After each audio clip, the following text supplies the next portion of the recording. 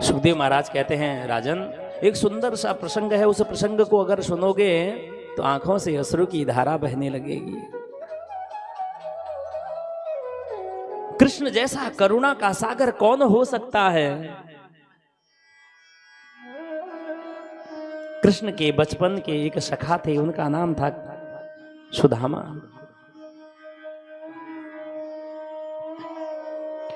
कृष्ण के बचपन के सखा जिनका नाम है सुदामा,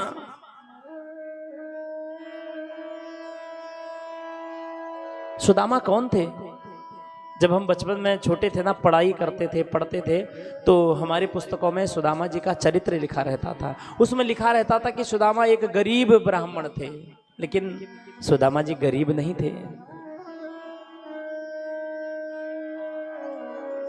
उसमें लिखा सुदामा दरिद्री थे, लेकिन सुदामा जी दरिद्री नहीं थे।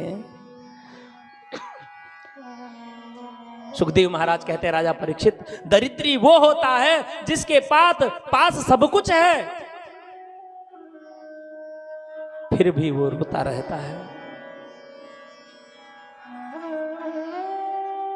दरिद्री वो है जिसने अपने जीवन में सब कुछ पाया, लेकिन दान के नाम पर 1 रुपया दान नहीं दिया, वो दरिद्री है। एक प्रसंग याद आता है, एक बहुत बड़े अधिकारी थे।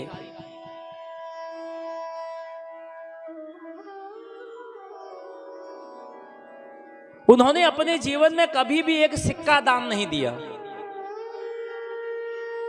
पूरी उम्र बीत गई, 60 साल की उम्र हो गई, रिटायरमेंट का समय आ गया। पड़ोसी रोज देखते थे कि अरे इतने बड़े अधिकारी हैं, लाल बत्ती नीली बत्ती से घूमते हैं, कभी ये मंदिर न जाते हैं, ना कभी घर में ब्राह्मण को बुलाकर पूजन कराते हैं, ना कभी दान देते हैं। इतना पैसा इनके पास है। अब एक दिन पड़ोसी महाराज ने बोल ही दिया, अरे प्रभु, इतना पैसा आप पाते हैं, इतना धन आपको मिलता है, कम से कम कभी मंदिर में जाके 1 रुपया दान ही कर दो। तब उस अधिकारी ने कहा, चिंता ना करो, रिटायरमेंट हो गया हूं, अब पैसा जो इकट्ठा आएगा तब दान करूंगा। अब रिटायर तो हो गया वो। रिटायर होने के बाद इकट्ठा जो पैसा मिलता है उसको लिया और अपनी तिजोरी में रख दिया। तिजोरी में रख दिया। फिर से पड़ोसी आए एक दिन, कहा, अरे आप तो वृद्धावस्था को चले गए हो, आप तो कुछ दान पुण्य किया करो भाई। जब एक बार श्रवण कोई व्यक्ति ऐसे अपने बारे में करता है, उसको दुख होता है। एक बार नहीं, पड़ोसियों ने 10 बार बोल दिया, अरे कुछ दान पुण्य कर दिया करो। क्या करोगे? छाती पर बात के ले जाओगे क्या ऊपर? बार बार जब उससे बोला तो एक दिन उसने सोचा, अब मैं दान कर ही आता हूं, बहुत सुन लिया मैंने। एक दिन गया, अपनी तिजोरी खोला और तिजोरी से 10 रुपए का नोट निकाला और अपनी मुट्ठी में ऐसे बंद कर दिया। आज मैं दान दे ही आता हूं। अब जैसे ही अपने घर से बाहर निकला और गली में एक मंदिर था हनुमान जी का, सोचा यहीं पर दान कर दूं। अब हनुमान जी के मंदिर के अंदर प्रवेश किया। एक बार हनुमान जी को देखता है, एक बार अपने हाथ में रखा हुआ पैसा देखता है, फिर हनुमान जी को देखता है, फिर पैसा देखता है। कहता है, खून पसीने की कमाई है, दान कैसे करूं? हनुमान जी को देखा, फिर कहा, कोई बात नहीं है प्रभु, आज पहली बार आपके मंदिर में प्रवेश किया हूं, ये दान कैसे करूं? मुट्ठी बंद किया, वापस आ गया। और जैसे ही दहली से बाहर आया, फिर सोचा, यार लोग कहेंगे देखो दान करके नहीं है। फिर अंदर प्रवेश किया, फिर हनुमान जी को देखा, फिर हाथ में रखे हुए 10 रुपए के नोट के देखा, फिर मुट्ठी बंद कर लिया। ऐसे ऐसे आधे घंटे का समय व्यतीत हो गया, लेकिन उस व्यक्ति ने वो 10 रुपए का नोट भगवान को नहीं चढ़ाया। जब बहुत समय बीत गया, अंत में उसने सोचा, अब मैं दान कर ही देता हूं। और जैसे हनुमान जी महाराज के पास गया, मुट्ठी बंद थी, मुट्ठी खोला, तब तक वो पसीने से नोट भीग गया। अब वो दरिद्री महाराज क्या कहते हैं, इस नोट को भी बिछोड़ने का गम है, रो रहा है। अब इसको मैं दान नहीं करूंगा, रखा जेब में, घर ले आया। तो ये दरिद्री होते हैं, इनको कहते हैं दरिद्रता। इसलिए जीवन में दरिद्रता को त्याग कर दान पुण्य करना सीखना चाहिए। तो हमारे बचपन में पुस्तकों में लिखा होता था कि सुदामा जी दरिद्री थे, लेकिन सुदामा जी दरिद्री नहीं थे, निर्धन जरूर थे।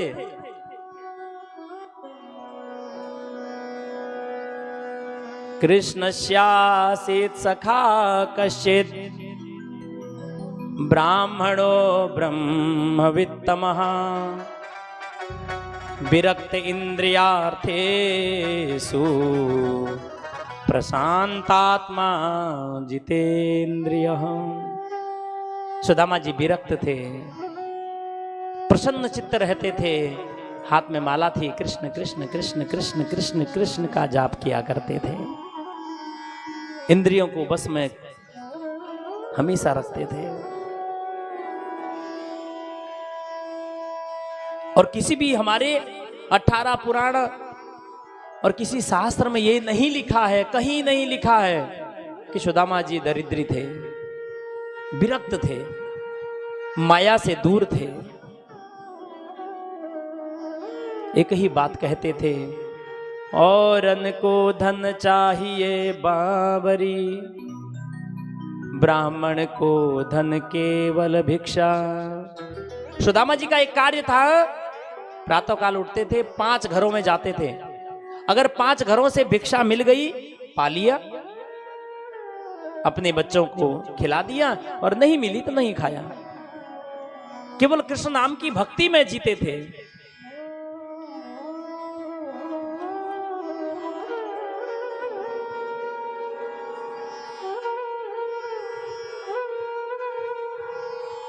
सुदामा जी के घर में ना अन्न का दाना रहता था, ना सुदामा जी के शरीर में न कोई वस्त्र रहता था, उनके बच्चे भी भूखे रहते थे, पत्नी भी भूखी रहती थी। अगर किसी ने कुछ दे दिया तो घर में चावल बन जाता था, खा लेते थे, नमक रोटी। नहीं मिलता था तो नहीं खाते थे। श्री कृष्ण की भक्ति में और जल पीकर अपने भी सो जाते थे, अपने बच्चों को भी सुला देते थे। ऐसा जीवन था सुदामा जी का।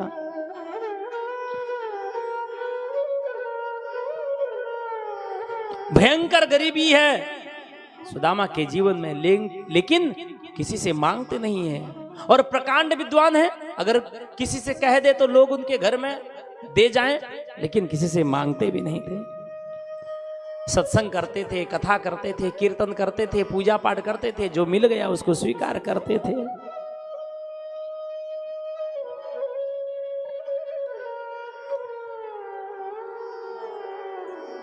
एक दिन की बात है, एक उनकी पत्नी है, उनका नाम सुशीला है। आज सुशीला मैया ने अपने स्वामी की ये दशा देखी और अपने स्वामी से कहा, स्वामी आपको याद है, आपका जो सखा है, मित्र है, वो द्वारिका का राजा है। अगर आप जाओगे ना उनसे मिलने के लिए, अवश्य वो आपको कुछ ना कुछ दे देंगे। आपकी इस दशा को देखकर वो आपका भंडार भर देंगे, फिर हमारे घर में किसी चीज की कमी नहीं रहेगी। सुशीला की इस बात को सुनकर कुछ देर के लिए सुदामा जी तो प्रसन्न हो गए। आज आपने मेरे बचपन के मित्र की याद दिला दी सुशीला। लेकिन सुशीला, ये आपने जो बोला ये गलत बोला। मैं किसी से मांगता नहीं हूं, मैं मांगने वाला ब्राह्मण नहीं हूं।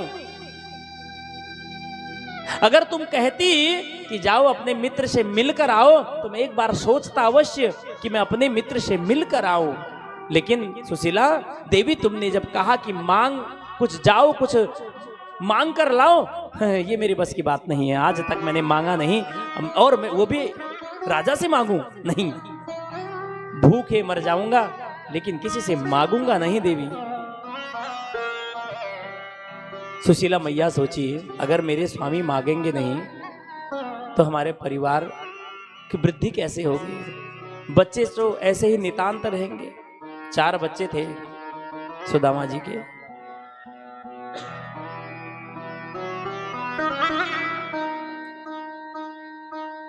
कुछ देर शांति का परिचय देंगे तो अच्छा लगेगा।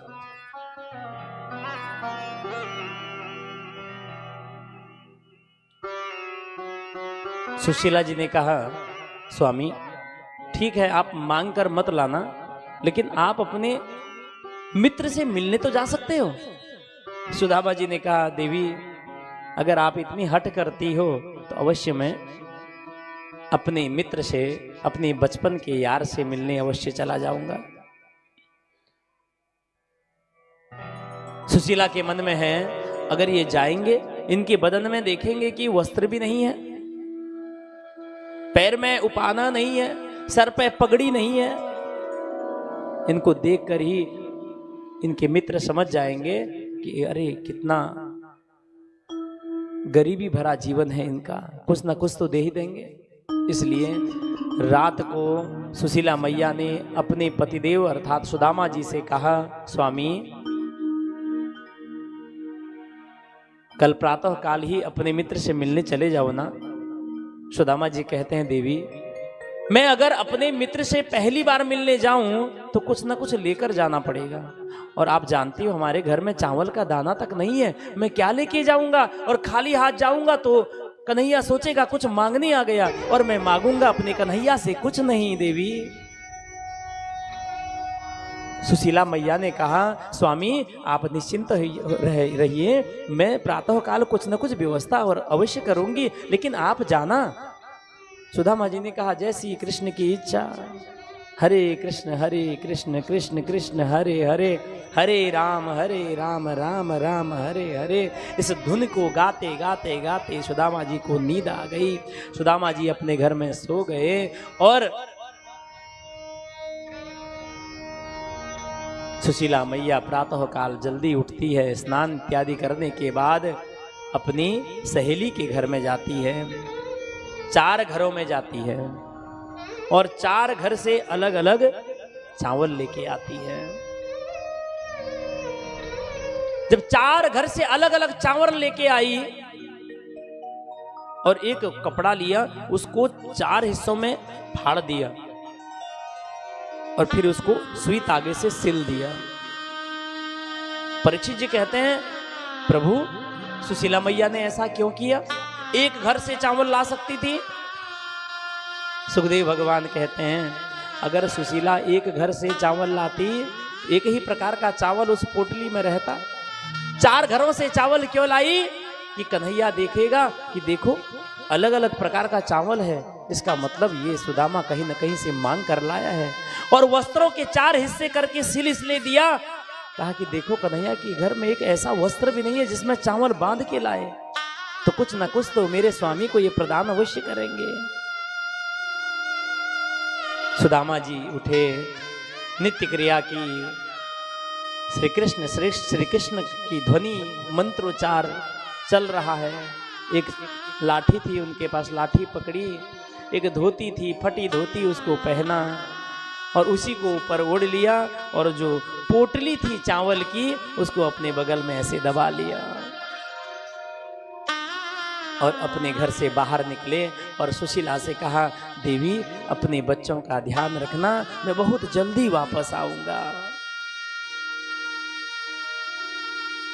आज सुदामा जी अपने मित्र के घर जा रहे हैं, द्वारिका जा रहे हैं, प्रसन्न हैं मन में, और पैर में कुछ पहनने के लिए है नहीं, और उनको मार्ग का भी पता नहीं है कि द्वारिका का मार्ग कहाँ है। तो जा रहे हैं लाठी टेकते हुए, श्री कृष्ण श्री कृष्ण श्री कृष्ण श्री कृष्ण की ध्वनि मन में है। बढ़ते गए पूछते हुए आगे बढ़ते गए। पहुंचना था द्वारिका, पहुंच गए काशी। काशी में पहुंचे, काशी के लोग मिले, अरे भैया रुको, ये कौन सा नगर है? कहा ये तो काशी है। कहा द्वारिका कहाँ है? अरे आप गलत मार्ग पर आ गए, आप इधर जाइए। जैसे ही आगे बढ़े पहुंच गए रामेश्वरम। जाना था द्वारिका, पहुंच गए वृंदावन। जाना था द्वारिका, पहुंच गए काशी। सुदामा जी चलते चलते चलते 6 महीना सुदामा जी को कब व्यतीत हो गया उनको खुद भी पता नहीं चला, और ना खाए हैं ना पिए हैं। अपने स्थान पर बैठे रहिए, बाद में आप पहुंचा दीजिएगा। अगर आप उठेंगे तो हम कथा नहीं कर पाएंगे, कृपया बैठ जाइए। उठने की आवश्यकता नहीं है, एक व्यक्ति आपके पास आ जाएगा, वो चावल आपसे ले लेगा। बैठ जाइए कृपया। बैठेंगे तो बड़े भाव से कथा श्रवण कराऊंगा, अन्यथा हम कथा श्रवण जल्दी जल्दी करा के अपना छुट्टी पालेंगे। शांति का परिचय देते हुए बैठिए, और सुंदर सी ये कथा का गान करने का अवसर प्रदान हुआ है तो उसको आप लोग भाव से स्वीकार करिए।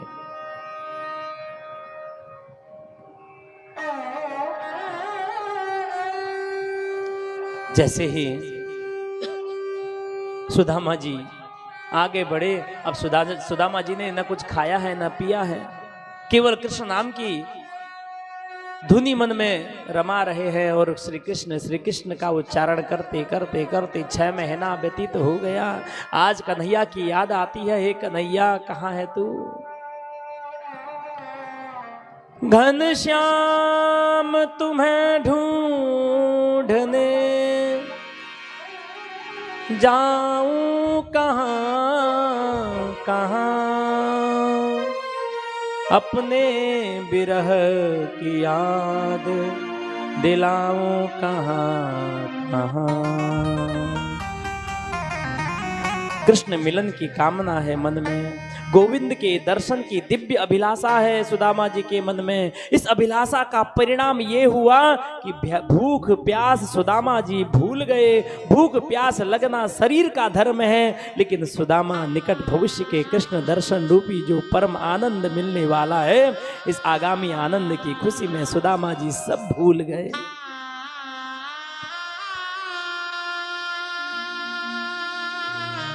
भूख लगती है, प्यास लगती है, जिंदगी अब उदास लगती है। कैसे जाऊं मैं द्वारिका तेरी, आस भी अब निराश लगती है।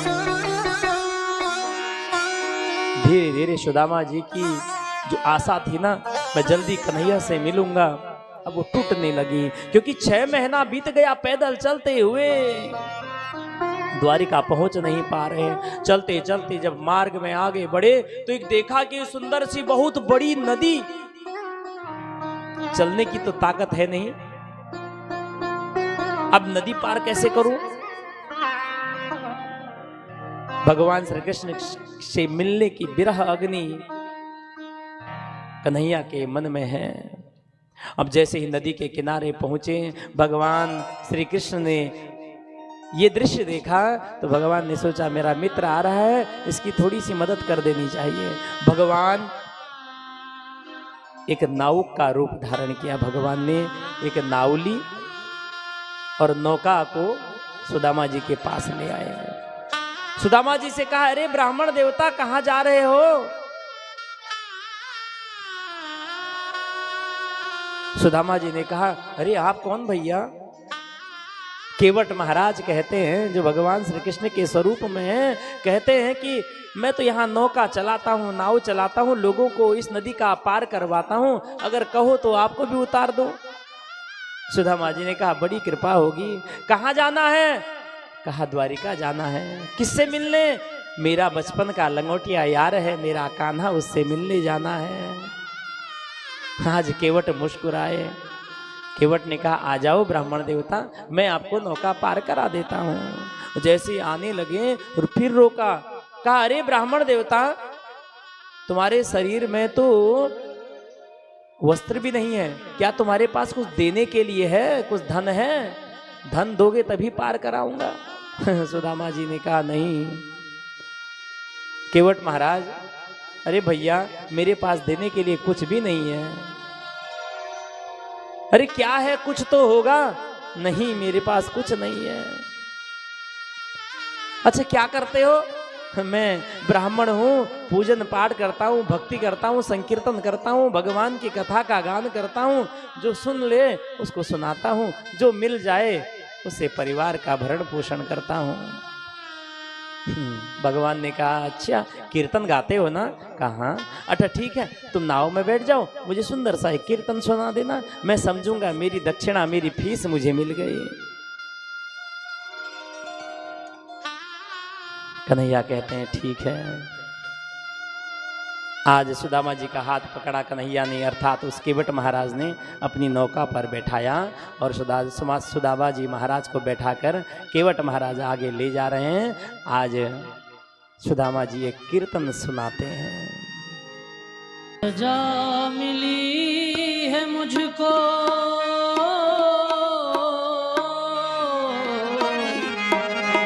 क्या सजा मिली है मुझको, तेरी दोस्ती के पीछे दर दर भटक रहा हूँ। तेरी दोस्ती के पीछे दर दर भटक रहा हूँ। तेरी दोस्ती के पीछे क्या सजा है मुझको,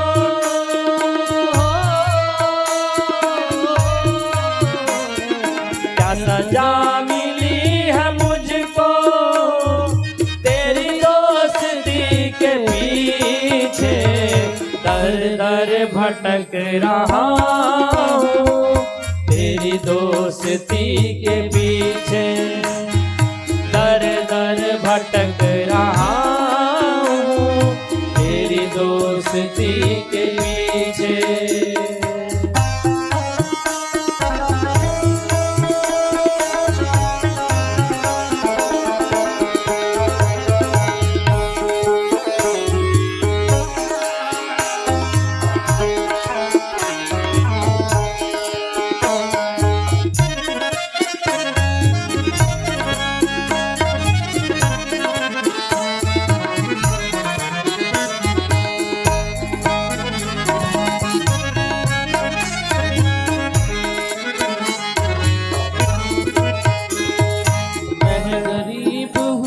तो क्या है दीनों के नाथ तुम हो।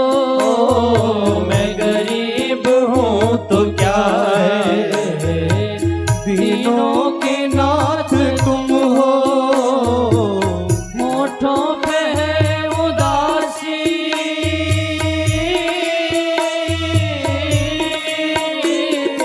होठों पे है उदासी, तेरी दोस्ती के पीछे दर दर भटक रहा हूँ। तेरी दोस्ती के पीछे दर दर भटक रहा हूँ। तेरी दोस्ती के पीछे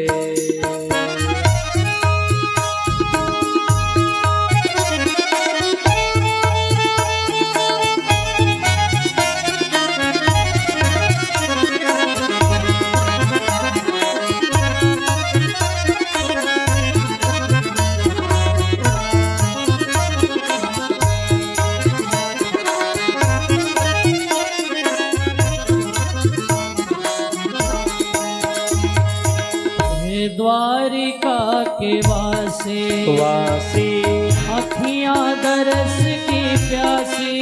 ओ हे द्वारिका के वासी अखियां दरस की प्यासी, वो दिखला झलक जरासी। ओ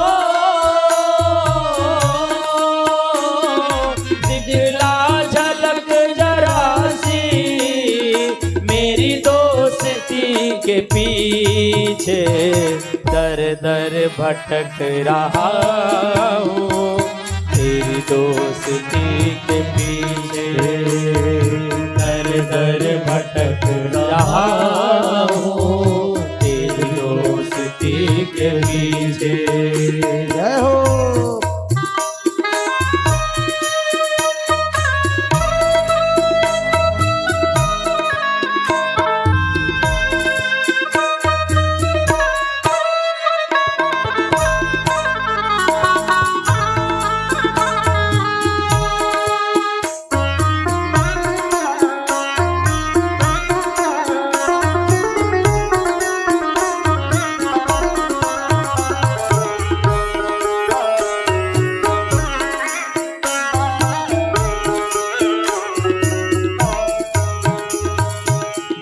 बचपन का यार आया आया तेरी गली में, बचपन का यार तेरा आया तेरी गली में, दर दर भटक के आया हो, दर दर भटक के आया तेरी दोस्ती के पीछे, दर दर भटक रहा हूँ तेरी दोस्ती के पीछे, दर दर भटक रहा हूँ तेरी दोस्ती के पीछे।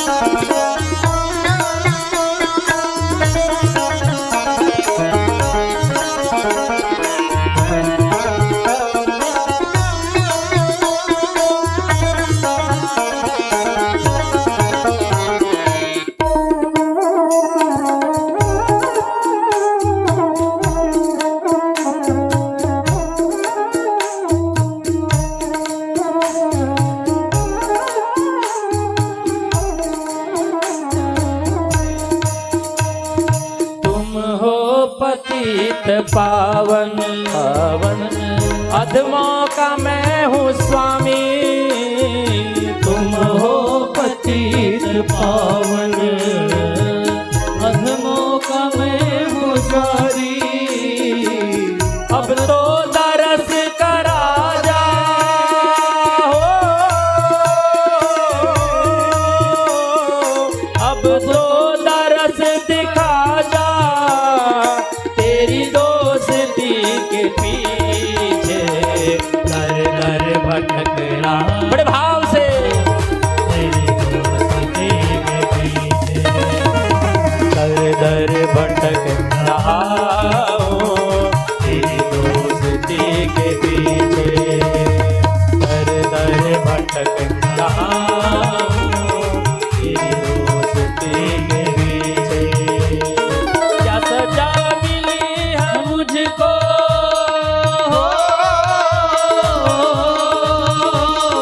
क्या सजा मिली है मुझको तेरी दोस्ती के पीछे, दर दर भटक रहा हूँ तेरी दोस्ती के पीछे, दर दर भटक रहा हूँ तेरी दोस्ती के पीछे, तेरी दोस्ती के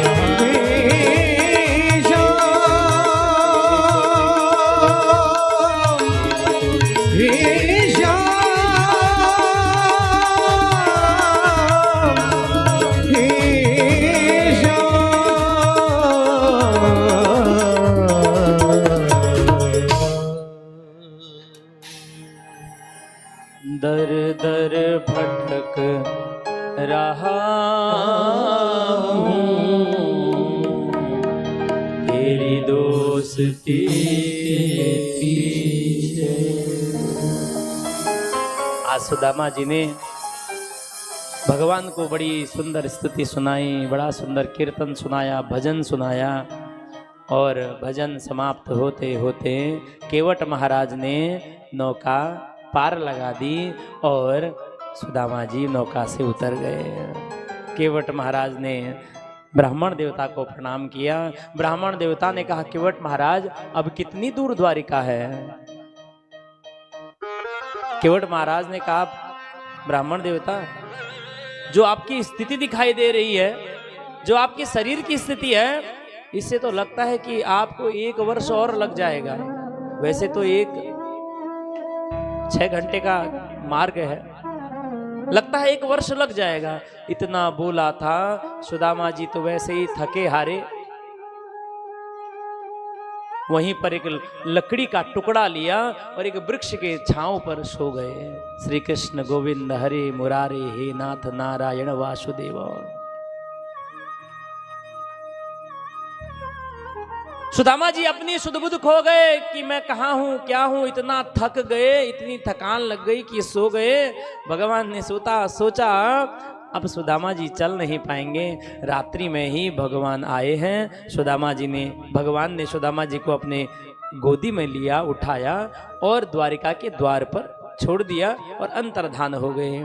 जैसे इस प्रातः काल का समय हुआ, सुदामा जी के जब नेत्र खुले, नींद से जगे तो देखा अरे मैं तो किसी नदी के तट पर वृक्ष के नीचे सोया हुआ था और ये सुंदर सुंदर अट्टालियां, सुंदर सुंदर महल, ये कहां आ गया मैं। विचित्र दर्शन।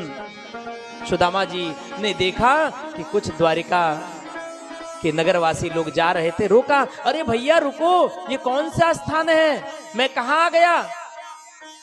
नगरवासियों ने कहा अरे ब्राह्मण देवता आप चिंता न करें, आप ये द्वारिका में हैं। अरे मैं द्वारिका में कैसे पहुंच गया, मुझसे तो बोला था द्वारिका जाने में अभी 6 घंटे का समय है और आपको 1 वर्ष लग जाएगा। रात्रि में नदी के किनारे सोया था, या कहां पहुंच गया, कैसे पहुंचा।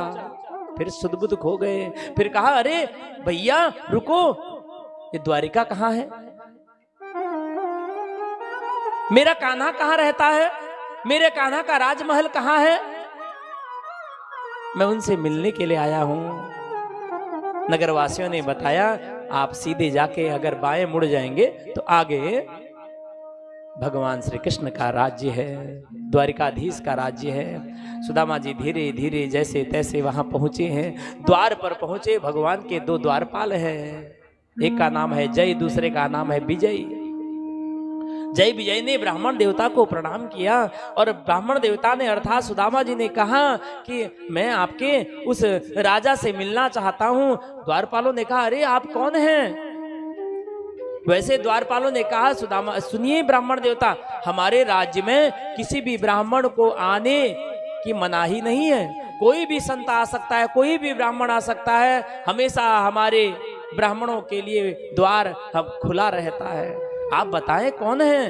कहा मेरा नाम सुदामा है और जो आपके राजा है ना कृष्ण, वो कन्हैया ना, वो मेरा बचपन का यार है, मेरा लंगोटिया यार है, मेरा बचपन का मित्र है। जैसे ही मित्र बोला, द्वारपालों ने सुदामा जी को नीचे से ऊपर तक देखा, अरे ये कैसा मित्र आ गया, विचित्र मित्र आ गया। आपका नाम क्या है। कहा मेरा नाम सुदामा है। एक बार अपने राजा से बोल देना कि सुदामा आपके बचपन का मित्र आया है, यार आया है, इतना बोलना और कन्हैया मुझे पहचान लेगा। द्वारपालों ने कहा ठीक है ब्राह्मण देवता ठहरिए, मैं अपने राजा से कह के आता हूँ, बोल के आता हूँ, उनसे पूछ तो लो एक बार।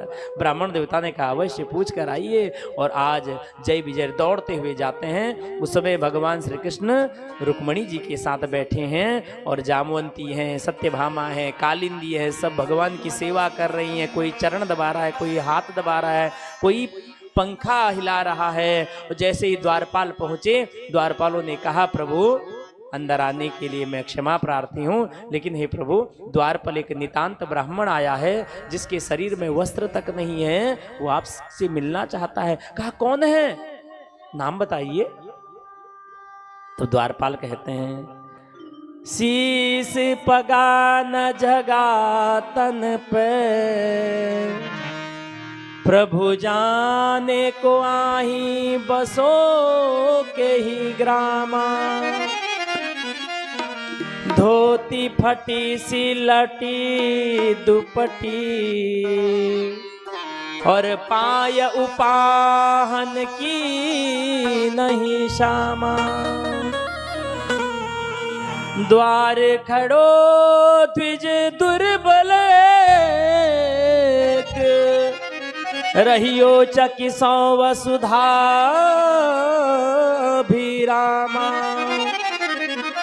पूछत दीन दयाल को धाम, बतावत आपनो नाम सुदामा, बतावत आपनो नाम सुदामा। जैसे ही जय और विजय के मुख से इतना सुंदर शब्द सुना कि एक नितांत ब्राह्मण आया है जिसके पैर में उपाना नहीं है, शरीर में वस्त्र नहीं है, सर पे पगड़ी नहीं है, एक लाठी है, दुबला पतरा हाड़ मांस का शरीर है और हड्डी हड्डी दिखाई पड़ रही है। वो आपको अपना बचपन का मित्र कहता है द्वारिकाधीश, और वो आपको अपना लंगोटिया यार कहता, उसका नाम सुदामा है। जैसे ही कन्हैया ने अपने मित्र सुदामा का नाम द्वारपालों के मुख से सुना, द्वारिकाधीश अपने स्वर्ण सिंहासन से उठे और ऐसे भागे हैं अपने राज्य के महल के द्वार की ओर जिस प्रकार से कोई आ गया हो। ऐसे रुक्मणी मैया ने सोचा, अरे ये क्या हो गया द्वारिकाधीश को। द्वारिकाधीश का सिंहासन हिल रहा है। द्वारिकाधीश ने पादुका नहीं पहने, द्वारिकाधीश ने पगड़ी नहीं पहनी, द्वारिकाधीश का जो दुपट्टा था उड़ा जा रहा था। दौड़ते हुए मेरे कृष्ण अपने मित्र सुदामा जी से मिलने गए। जितने द्वारपाल हैं, द्वारपालों ने सोचा ऐसा क्या हो गया, ऐसा कौन आ गया जिसके लिए हमारे राजा, हमारे द्वारिकाधीश स्वयं पैदल दौड़ते हुए नंगे पैर जा रहे हैं। और जैसे ही अपने राज्य के द्वार पर, महल के द्वार पर कन्हैया पहुंचते हैं और अपने सुदामा नाम के उस मित्र को देखते हैं, कुछ क्षण तो उनको निहारते रहते हैं और मन से बोलते हैं, अपने मन में सोचते हैं, अरे वाह क्या हो गया मेरे मित्र को, ना इसके पास वस्त्र है, ना इसके शरीर में जान है, बल है।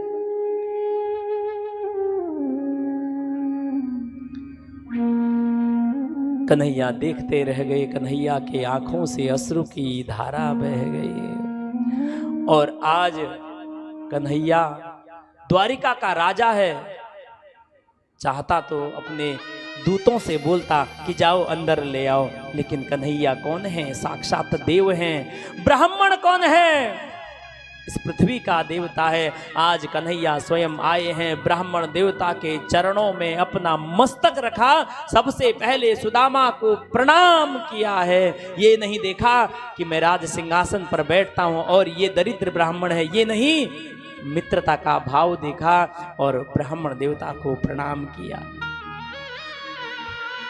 देखी सुदामा की दीन दशा, करुणानिधि के करुणानिधि रोए। देखी सुदामा की दीन दशा, करुणा करके करुणानिधि रोए। पानी परात को हाथ छुयो नहीं, नयनन के जल से पग धोए। पानी परात को हाथ छुओ नहीं, नैनन के जल सो पग धोए। नैनन के जल सो पग धोए। कन्हैया ने जैसे सुदामा जी को प्रणाम किया और सुदामे के चरणों में अपने मस्तक को रखा, भगवान के अश्रु से, आंखों से ऐसी अश्रु की धारा प्रवाहित हो रही है मानो साक्षात गंगा जी आज सुदामा जी के चरणों को पखार रही हैं। कन्हैया ने कहीं भी परात और पानी का लोटा नहीं मंगाया। कन्हैया ने अपनी आंखों के अश्रु से अपने मित्र की दशा को देखकर अपनी आंखों से ही, अश्रु से ही उनके चरणों को धुल दिया। अपने मित्र को उठकर गले लगाया और अपने मित्र से कहा, मित्र चलो अंदर ना, आप बहुत थक गए होंगे, चलिए विश्राम करवाता हूँ। आज कन्हैया अपने मित्र को पकड़कर अच्छे से अपने राजमहल की ओर अंदर लाते हैं। और ये नहीं कि कन्हैया को कहीं भी बैठा दिया, बैठो, अपने सिंहासन पर अपने मित्र को, ब्राह्मण देवता को बैठाया। और जैसे ही ब्राह्मण देवता को बैठाया, रुक्मणी से कहा, रुक्मणी जाओ परात लेके आओ। जामवंती से कहा, जाओ एक लोटे में जल भर के लाओ। मैया रुक्मणी परात लेके आई और जामवंती मैया लोटे में जल भर के लाई। अपने सिंहासन पर भगवान श्री कृष्ण ने विप्र देवता को बैठाया और उनके चरणों को अपने हाथ से स्वयं धुला। 16,108 भगवान की स्त्रियां देख रही ये प्रसंग को और अद्भुत चमत्कार। ये कौन है, ऐसा कौन विप्र है जिसको भगवान अपने हाथों से, इन हाथों से स्वयं धुल रहे हैं? ये कैसे चरण हैं? चरण धुलकर जो पानी परात में बचा, भगवान श्री कृष्ण ने कहा, हे देवियों, इसको सब इस चरणों का पान करो, अपने ऊपर छिड़क लो और हमारे राजमहल में छिड़काव कर दो। आज इस ब्राह्मण देवता के आने पर मेरा पूरा महल पवित्र हो गया है।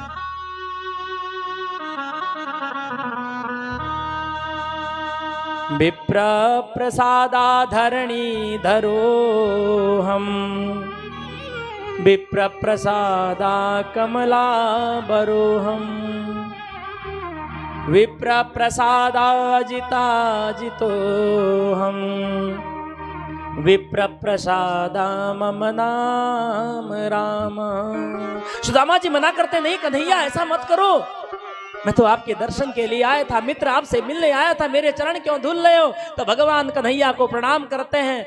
भगवान सुदामा जी को प्रणाम करते हैं, कहते हैं, मित्र आप जैसे विप्रों के ही आशीर्वाद से आज मैं यहां तक पहुंचा हूं।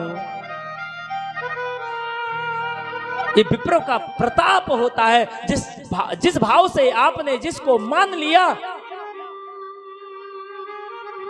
उस विप्र के चरण के रज पड़ते ही आपका घर पवित्र हो जाता है। अब भगवान ने सुदामा जी से अपनी बचपन की यादें ताजा की। बचपन में जो जो गुरुकुल में खेल करते थे उसको स्मरण करने लगे। कन्हैया ने कहा, आज आपने पुरानी बातें ताजा कर दी कन्हैया सुदामा जी। अरे मैं तो भूल ही गया, आपको भूख लगी होगी ना, आप तो बहुत दिनों से आज हमारे पास पहली बार आए, कुछ तो पाना होगा। सुदामा जी ने कहा, नहीं मित्र, हमको कुछ पाएंगे नहीं। लेकिन आज कन्हैया ने आदेश दिया, जाओ देवियों, 56 प्रकार का भोग पका के लाओ। स्वर्ण की थाली में अलग अलग कटोरी रखी गई और आज भगवान ने स्वर्ण की थाली में विप्र देवता को भोजन खिलाया, परोसा। और ये नहीं अकेले खा गए, भगवान ने कहा, आज अपने मित्र के साथ बैठकर भोजन करूंगा। आज दोनों मित्रों ने एक साथ बैठकर भोजन पाया, प्रसादी पाई। और जो प्रसादी विप्र देवता के थाली में बच गई, वो प्रसादी स्वयं खाई। ये होता है ब्राह्मणों के प्रताप, ब्राह्मणों का प्रताप, ब्राह्मणों का प्रसाद। कन्हैया बड़ी प्रसन्न हुए। देवियां देखती हैं, सोचती हैं ये कौन ब्राह्मण है।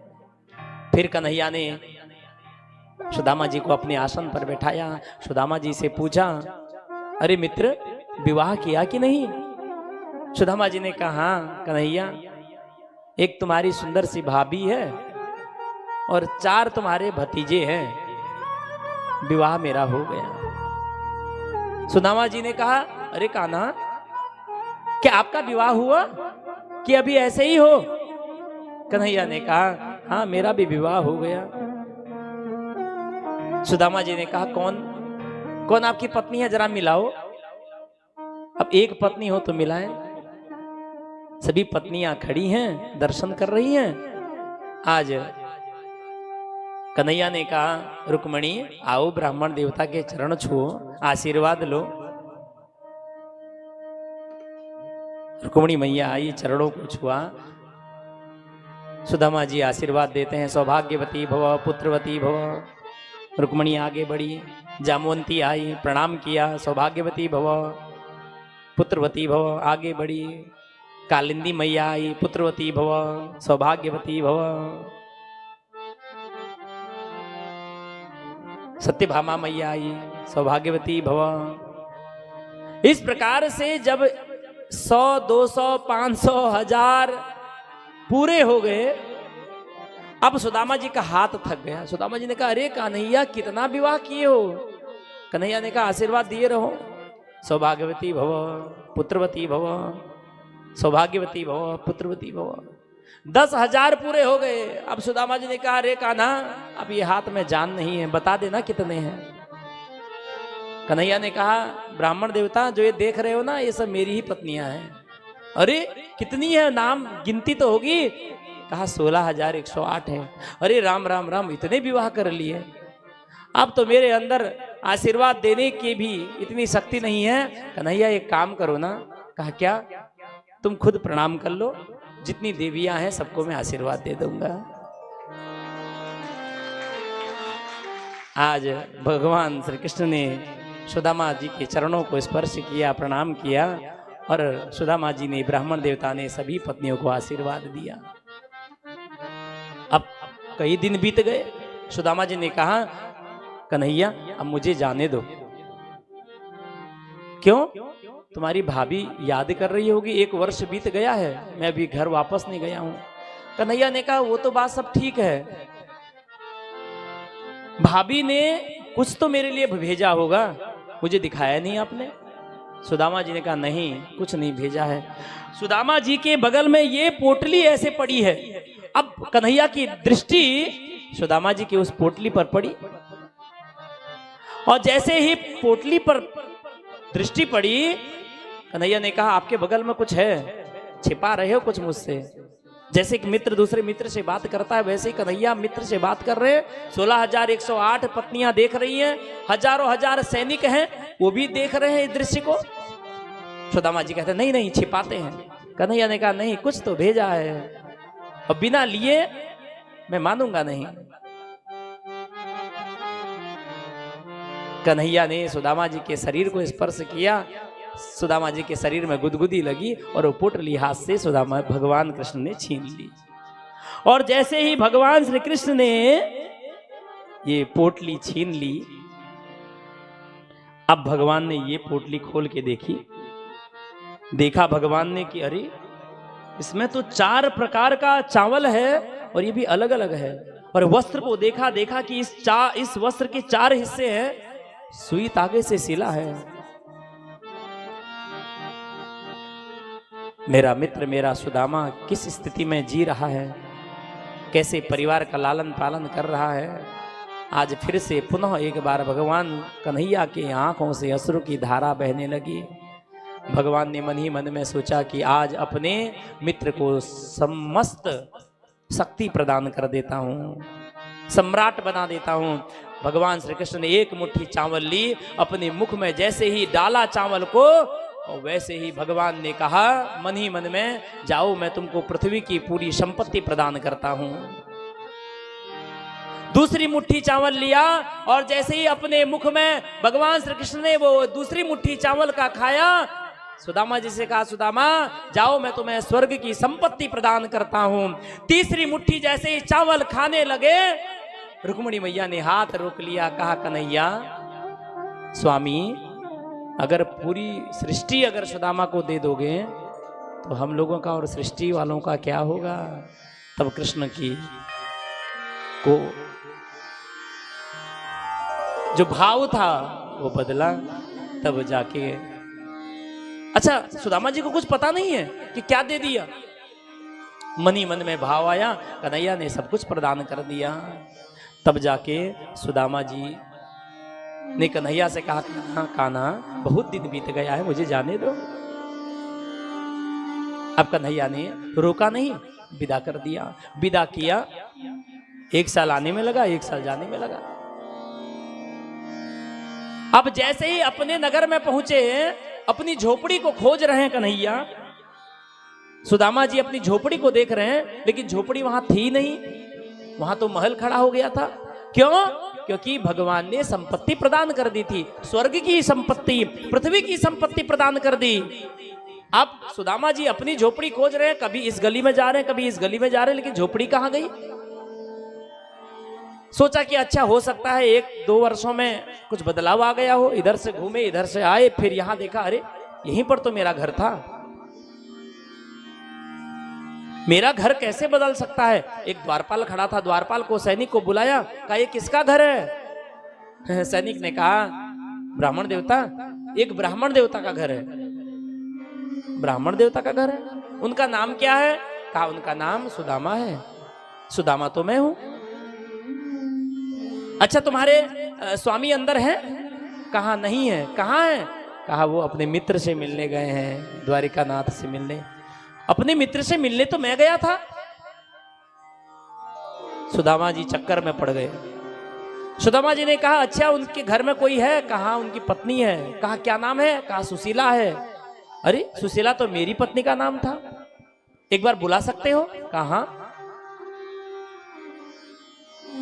सुदामा जी के कहने पर द्वारपाल ने अपनी रानी को अर्थात सुशीला मैया को बुलाया। सुशीला मैया ने 16 श्रृंगार किया है।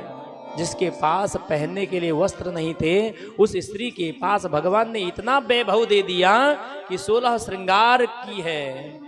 और एक दो नहीं, हजारों सेविकाएं हैं जो सेवा करती थी उनकी। सब कुछ बदल गया 2 वर्षों में।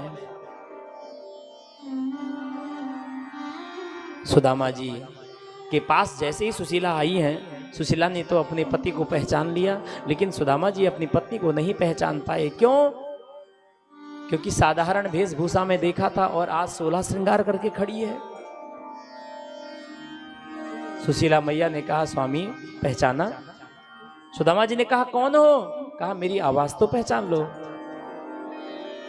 कहा मैं आपकी पत्नी सुशीला हूं। नहीं तो मेरी पत्नी नहीं हो सकती, मेरी पत्नी तो साधारण थी। तुम्हारे पास इतने साज सज्जा करने के लिए 16 श्रृंगार की सामग्री कहां से आई? बताओ तो सही। जैसे ही सुशीला मैया अपने पति के चरणों को स्पर्श करने गई, चरण स्पर्श नहीं करने दिए सुदामा जी ने।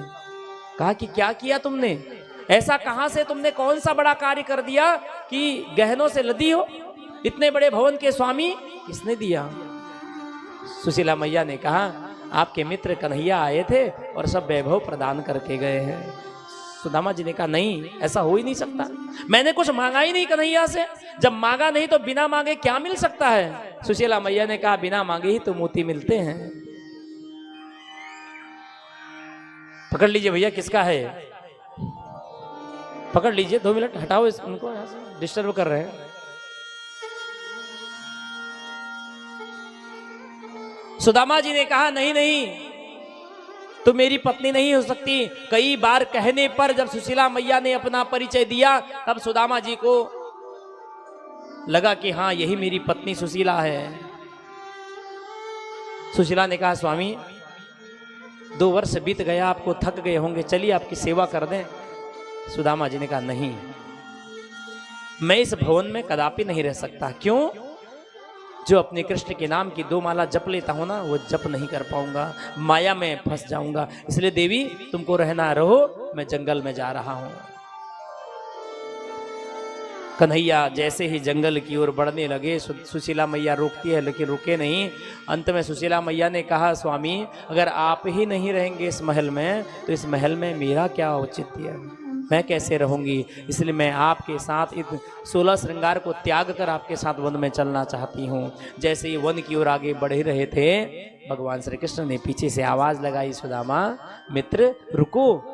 जैसे ही सुदामा ने अपने मित्र की आवाज सुनी, पीछे मुड़कर देखा कि कन्हैया सिंहासन पर बांसुरी की नाद कर रहे और बांसुरी में मेरा नाम पुकार रहे हैं। जैसे ही सुदामा जी आए, सुदामा ने कहा रे कृष्ण तूने अपनी लीला दिखा दी ना,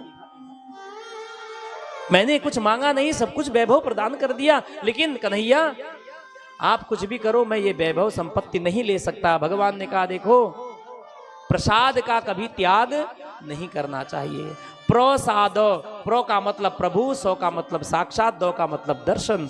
जिस वस्तु में, जिस पुष्प में, जिस फल में, जिस मिष्ठान में भगवान के दर्शन होते हैं उसको त्यागना नहीं चाहिए। इसलिए प्रसाद का त्याग नहीं करना चाहिए। मैंने अपनी स्वेच्छा से तुमको दिया है। मैं आपको एक आशीर्वाद देता हूं कि इस संपत्ति का, इस ऐश्वर्य का आपके जीवन में कभी कोई प्रभाव नहीं पड़ेगा। आप जिस प्रकार से मेरा पूजन करते थे, जिस प्रकार से आप भगवान के नाम का जाप करते थे, करते रहेंगे। इस वैभव संपत्ति का आपके ऊपर माया का कोई भी असर नहीं होगा। तब सुदामा जी ने वो स्वीकार किया, अपनी पत्नी को स्वीकार किया और उस अपनी सुंदर से महल को स्वीकार किया। तब से सुदामा जी वहाँ रहे। अंत में सुदामा जी वृद्धावस्था के बाद उनको मोक्ष प्रदान हुआ। बोलिए कृष्ण कन्हैया लाल की जय हो।